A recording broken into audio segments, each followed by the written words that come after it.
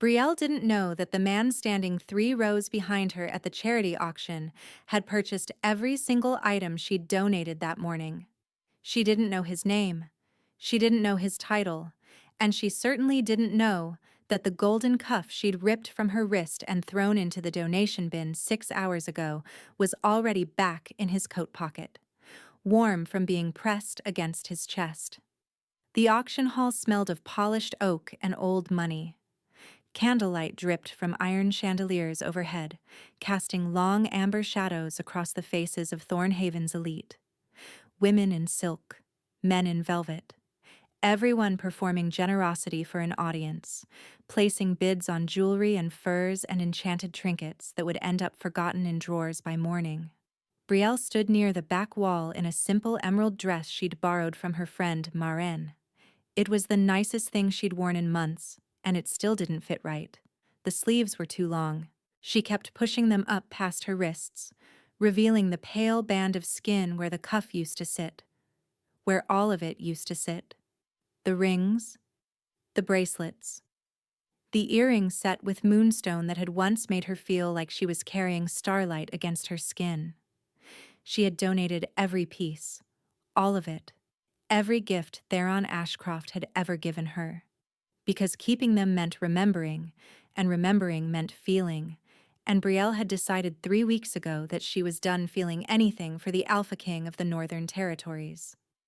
Their story had been short, brutal in its sweetness. It had started with a trade negotiation, of all things. Brielle had been summoned to the Northern Territories to present her apothecary's supply of rare frost root, a healing herb that only grew in the marshes south of Thornhaven, and that the northern healers desperately needed after a winter fever swept through the mountain villages. She'd expected to meet a steward, maybe a logistics officer. Instead, the Alpha King himself had walked into the trade hall in a slate blue coat with silver at the collar, and she had looked into those storm-gray eyes and felt something inside her chest shift, like a door opening in a room she didn't know she had. 3 months of letters followed. They started formal, his handwriting precise and measured, discussing herb yields and shipment schedules with the disciplined hand of a man trained to rule. But by the second week, the formality started cracking. His letters grew longer, more personal. He asked about her garden, about the way frost root curled when it dried, about whether she'd ever watched the sun set over the Thornhaven River and thought about how the light turned the water into something that looked like liquid copper. His handwriting began slanting, rushing, the letters pressed deep into the parchment like he couldn't get the words out fast enough. She wrote back. Every time. She told herself it was professional correspondence. She told herself the warmth that spread through her chest when she saw his seal on a new envelope was simply anticipation. Nothing more. 2 visits to his keep in the mountains followed. The air there tasted like pine and wood smoke, and his eyes followed her through every room like she was the only warm thing in the entire fortress. He showed her his library, his training grounds, the kitchen garden his mother had planted decades ago that he still tended himself, pulling weeds in the early morning with dirt under his royal fingernails. He was different in his own space, quieter, more careful, like a man holding something fragile and knowing it. One night, near the end of her second visit, he'd pulled her onto the balcony overlooking the frozen valley. The sky was full of stars, and the cold was the kind that burns, and he'd taken her hand and pressed his mouth to the inside of her wrist and said, "I don't know how to be gentle with anything except you." His lips had been warm against her pulse, his breath had shuddered, and she had known in that moment, with absolute terrifying clarity, that she was in love with the Alpha King. And then, the letter from his council. She'd found it the next morning on the desk in his study while looking for a quill to write to Maren. Official parchment, heavier than anything she used, a dark crimson wax seal stamped with the council's crest. It was already open, already read, left carelessly atop a stack of maps. The words still burned behind her eyelids when she closed them. The union between the Alpha King and the merchant's daughter of Thornhaven is inadvisable. Her bloodline carries no political advantage. Her standing offers no alliance. We recommend the king terminate the courtship before public announcement and pursue the arrangement with Lady Ravina of the Eastern Court. Terminate the courtship. Like she was a contract to be voided, a loose thread to be snipped. She hadn't waited for him to explain. She hadn't waited for anything. She'd taken the first carriage back to Thornhaven that night, and when his letters started arriving the next morning, one after another, she burned them in the kitchen hearth without opening a single one. The gifts were harder. They sat in the cedar box on her dresser like a small museum of tenderness. The moonstone earrings he'd chosen because he said they matched the way her eyes looked in firelight. The silver ring etched with a wolf and a wren intertwined.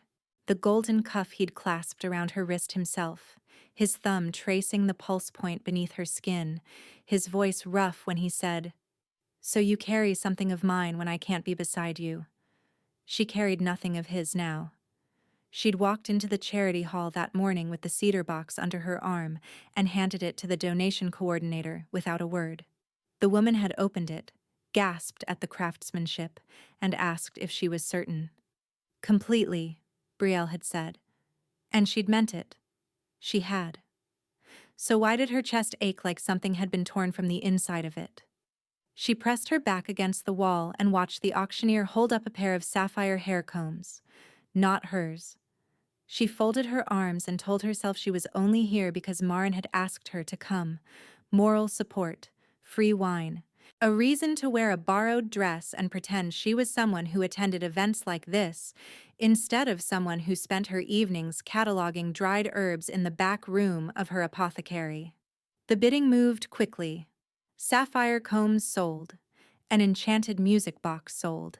A set of velvet gloves that could warm themselves sold. Brielle let the numbers wash over her, detached. And then the auctioneer lifted a golden cuff from a silk-lined tray, and her stomach dropped straight through the floor. Next item, an extraordinary piece, handcrafted gold with a wolf insignia, donated anonymously this morning. Anonymously. Right. Because Brielle had asked the coordinator not to use her name. Because the last thing she needed was for anyone in this room to know she'd once been close enough to the Alpha King to receive something this intimate. "We'll start the bidding at 200 silver marks." Hands went up. 200. 300. The cuff caught the candlelight and burned like a small sun, and Brielle couldn't look at it, and she couldn't look away. 500, a woman in the front row called. 600, called another. Brielle dug her nails into the soft inside of her elbow. Good. Let someone else have it. Let some stranger wear it and never know what it meant. Let the memory dissolve into someone else's story. 1,000 silver marks. The room went quiet. Not polite quiet. Stunned quiet. The kind of silence that falls when everyone turns at once because a voice has just rewritten the rules of engagement. The voice came from the back. Low, steady, unhurried. Like the man who owned it had never once needed to raise it to be heard. Brielle knew that voice. She knew it the way she knew the sound of her own heartbeat. She knew it the way she knew the smell of rain before it fell. Every nerve in her body went taut, like a bowstring pulled to full draw. She turned. Theron Ashcroft stood near the rear entrance of the hall, tall, still, devastating in a long coat of deep charcoal over a dark wine tunic, his silver wolf's chain resting against his collar. His dark hair was pushed back from his face, revealing the sharp angles of his jaw and cheekbones, and his eyes, those storm-gray eyes, were locked directly on her. Not on the cuff. Not on the auctioneer. Not on the 100 wealthy strangers who were now craning their necks to see who had just dropped a small fortune on a single piece of jewelry. On her. The bond between them, the one she'd tried to starve and suffocate and pretend didn't exist, roared back to life like a fire doused with oil. She felt it in her chest. in her throat, in the sudden trembling of her hands that she hid by pressing them flat against the wall behind her. 1,000 silver marks, he repeated calmly. For the cuff. The auctioneer blinked. Sir, that is more than triple the current bid. I'm aware. He didn't move, didn't shift. Just stood with his hands at his sides and waited with the patience of someone who had never once been told no. The cuff sold to him. Of course it did. And then the auctioneer moved to the next item.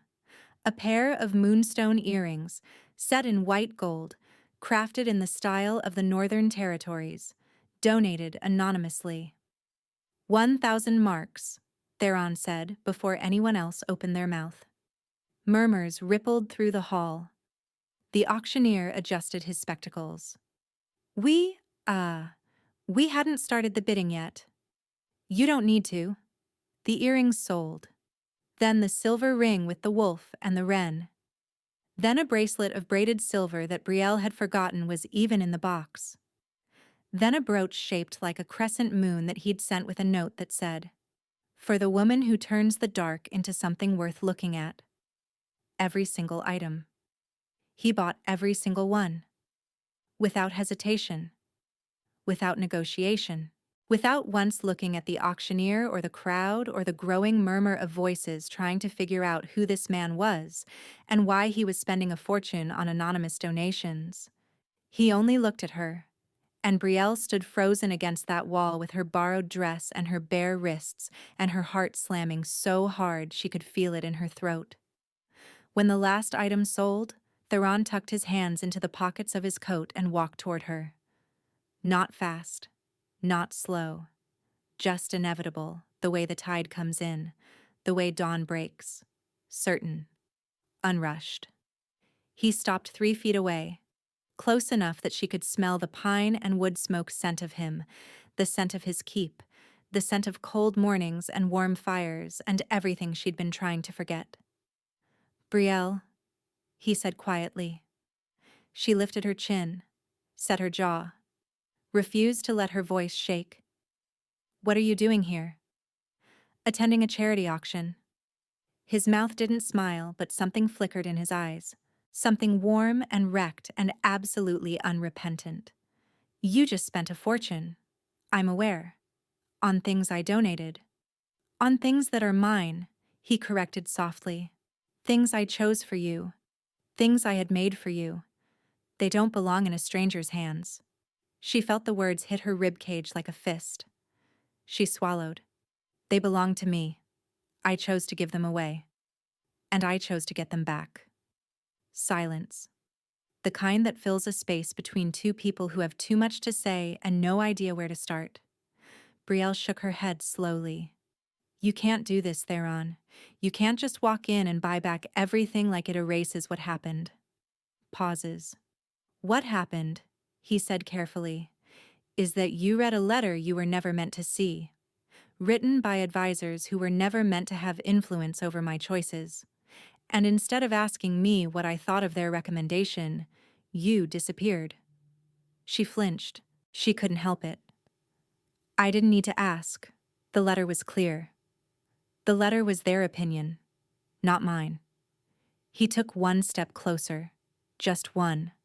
But it closed enough distance that she could see the faint shadows under his eyes, the tension in the line of his jaw. He looked like a man who had not slept well in 3 weeks. You want to know what I did when I found that letter the next morning? She didn't answer, but she didn't walk away.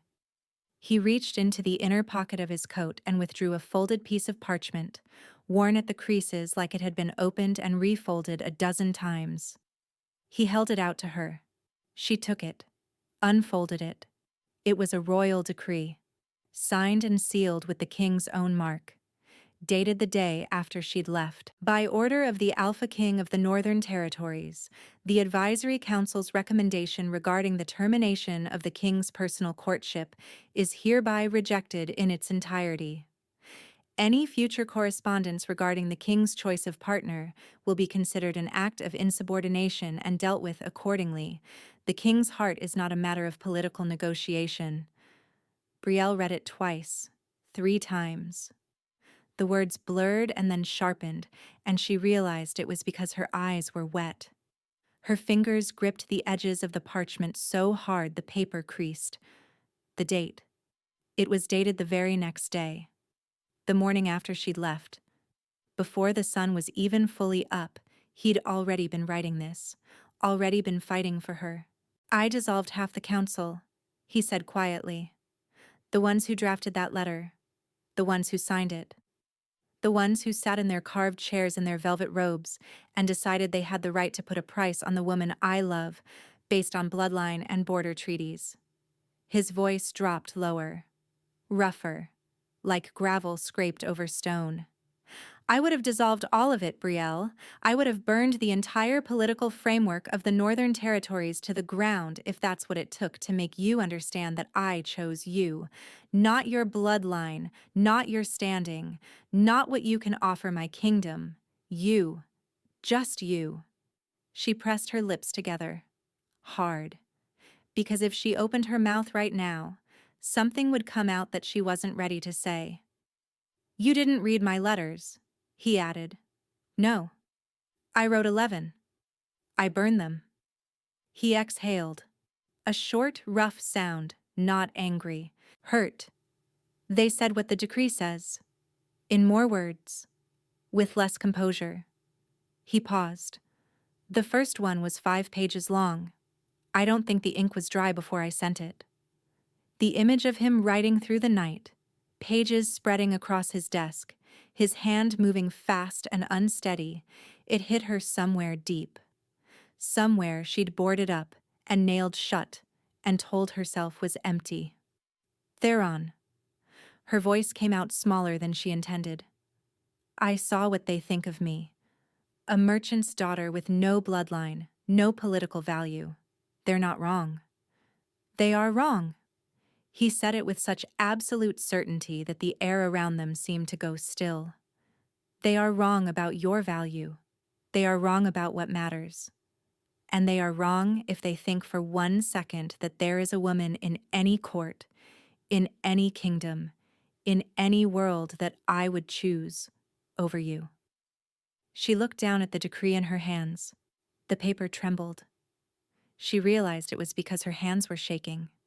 He noticed. Of course he noticed. He noticed everything when it came to her.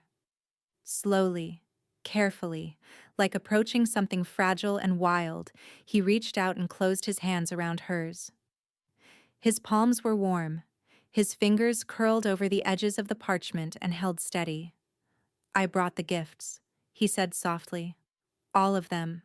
I have them in my coat. But I didn't come here to give them back." She looked up. "Then why?" "Because I needed you to see that no matter what you throw away, no matter what you try to return, I will always come to collect it. Not because I think I can buy your forgiveness, but because every single piece was chosen with you in mind. They're not jewelry, they're not trinkets. They're every moment I looked at something beautiful and thought of you." He released one of her hands and reached into his pocket. When his palm opened, the golden cuff sat there, glowing in the candlelight like a small captured flame. "This one," he murmured, turning it so she could see the wolf etched along the inner curve. "I spent 3 weeks working with the goldsmith. I told him about the way you push your hair back when you're concentrating, the way your wrist turns when you grind herbs in your mortar. I wanted it to sit perfectly in the bend of your hand so it would never get in your way." The ache in her chest cracked open. She felt it give, like ice splitting along a fault line. "And these?" He pulled the moonstone earrings from another pocket, cradled in a square of dark velvet. "I found the stones in a trader's market in the valley. Spent an hour holding different ones up to the lantern because none of them were right. None of them caught light the way your eyes do. The merchant thought I was insane." Voice breaks. She laughed. It was involuntary, wet, and it hurt coming out. A sound caught between grief and something dangerously close to joy. "Brielle." His voice was barely above a whisper now. "I know you're angry. I know you're hurt. I know you read that letter and it confirmed every fear you've ever had about not being enough, but I need you to hear me. You are the only thing in my life that has ever felt like enough." She closed her eyes. A tear slipped free. Then another. She pressed her lips together and shook her head. Not in denial, but in the way people do when they're trying to hold themselves together and failing. He caught the tears with his thumb. Gently, so gently, for a man whose hands could bend steel and command armies. "Come home," he said. 2 words, simple, devastating. "Your counsel," she started, "is no longer your concern. I have new advisors. Ones who understand that the king's mate is not a political appointment." He paused. Let the word sit. Mate. Heavy and deliberate and chosen. Her eyes opened. "You've never called me that before. I've never had to say it out loud before. You always knew." He tilted his head, studying her face with an intensity that made her pulse stutter. "Didn't you?" She had. From the first letter.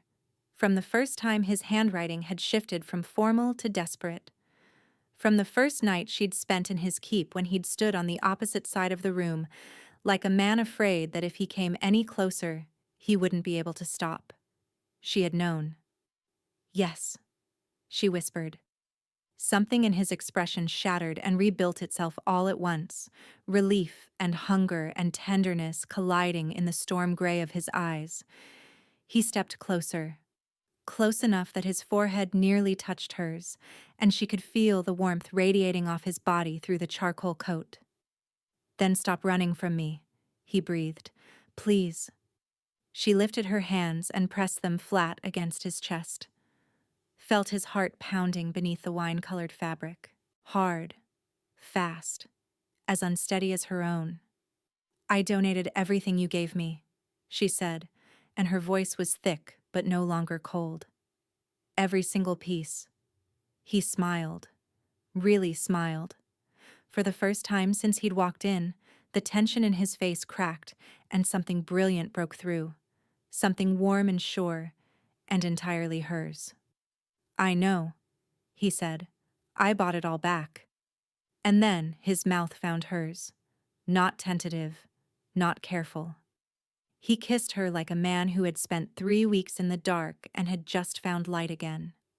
His hand slid to the back of her neck, fingers threading into her hair, and she rose on her toes to meet him because the distance between them had always been an illusion, something constructed from fear and misread letters and the well-meaning cruelty of men who thought love was a liability.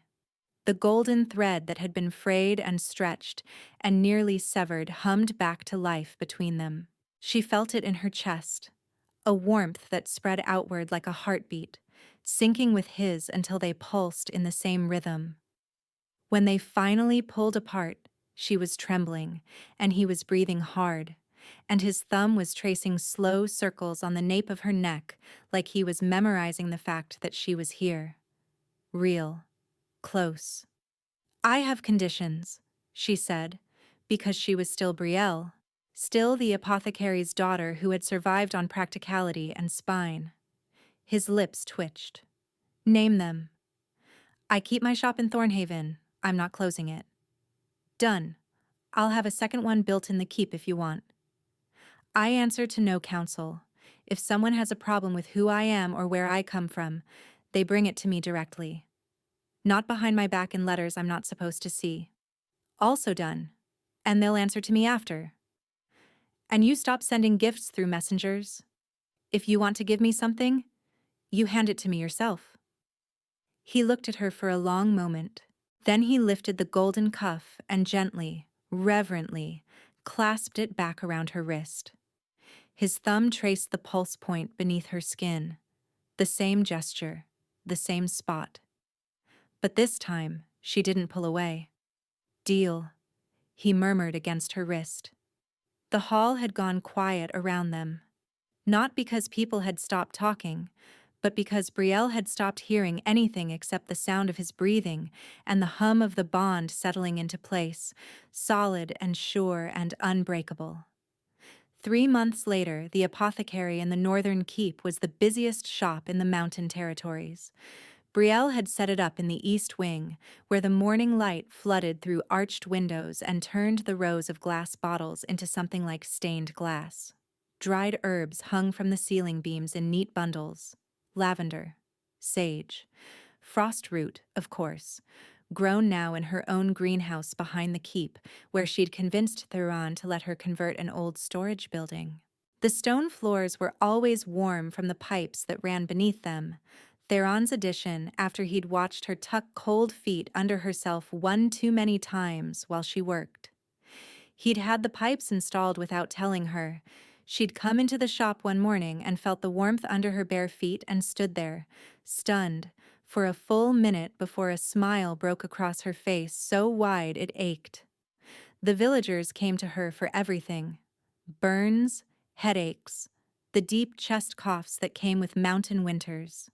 Children arrived with scraped knees and left with peppermint candies tucked in their pockets. She was no longer the merchant's daughter from Thornhaven. She was the healer, the king's mate, and more importantly, she was Brielle, and that had become enough for everyone because it had always been enough for him. The shop in Thornhaven was still open, run by Marin now, who had taken to the work with an enthusiasm that surprised everyone except Brielle. They exchanged letters weekly, real letters, the kind with ink smudges and pressed flowers tucked between the pages and long rambling postscripts that started with, "I forgot to mention," and went on for another full page. Brielle was labeling a row of healing salves when she heard the door open behind her. She didn't turn around. She didn't need to. She could feel him the way she always could, like a shift in gravity, like the air in the room rearranging itself to make space for something vital. "You missed the council meeting," Theron said from the doorway. She could hear the amusement in his voice. "I sent notes." "You sent a list of 8 things they were doing wrong, with citations." He paused. "They were very thorough citations." "Good. They should be." She capped the salve jar and finally turned. He was leaning against the doorframe in a deep forest green shirt with the sleeves pushed to his elbows, his arms crossed, watching her with that expression he wore so often now. The one that made her feel like she was the answer to a question he'd been asking his whole life. On his left hand, the silver ring with the wolf and the wren glinted in the morning light. She wore the matching one. He'd had a second made, because the original had always been meant as a set. 2 creatures intertwined, neither complete without the other. "Come here," she said. He crossed the room in 3 strides and she met him halfway, her hands finding the lapels of his shirt, his arms circling her waist and pulling her close. He pressed his face into her hair and breathed in, and she felt the tension he carried, the weight of a kingdom's demands and a council's resistance, and the 1,000 small battles he fought every day, drain out of him in a single exhale. "Bad day?" she murmured against his collarbone. "Better now." She pulled back enough to look at him, traced the line of his jaw with her fingertip. His eyes closed at the touch, and something about the way this powerful, commanding, immovable man went quiet under her hand still undid her every single time. "I have something for you," he said, eyes still closed. "What happened to my rule about handing things to me directly?"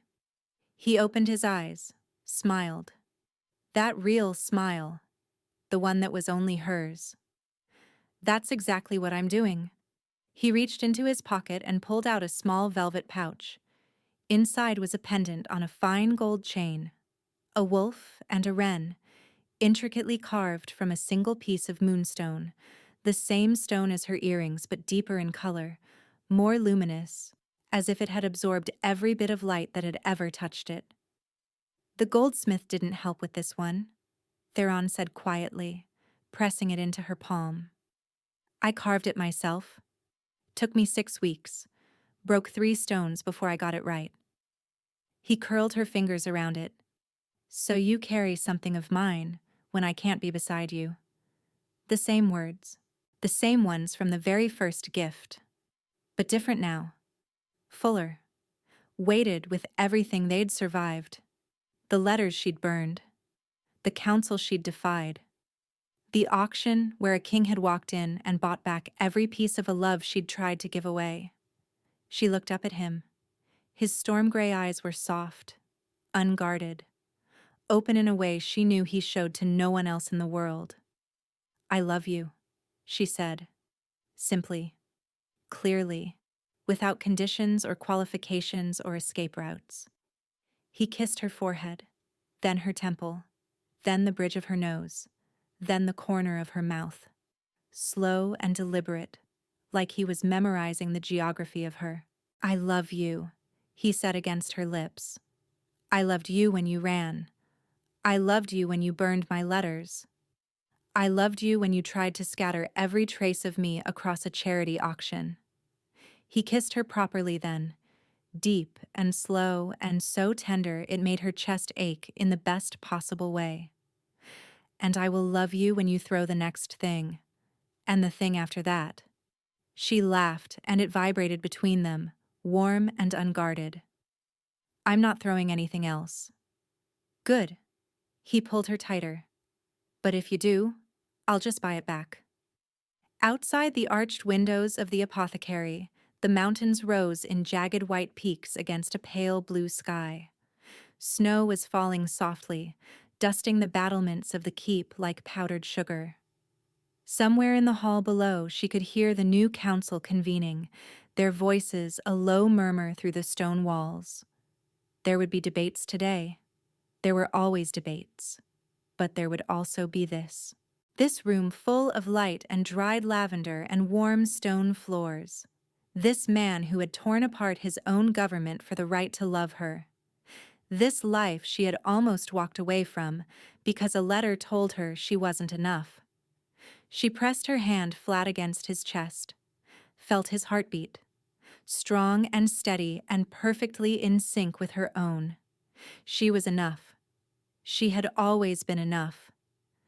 And the golden cuff on her wrist glowed warm in the morning light, like a small sun, like a promise kept, like a love that refused to be donated, discarded, or dissolved. No matter how hard she'd tried, he'd bought it all back, every single piece.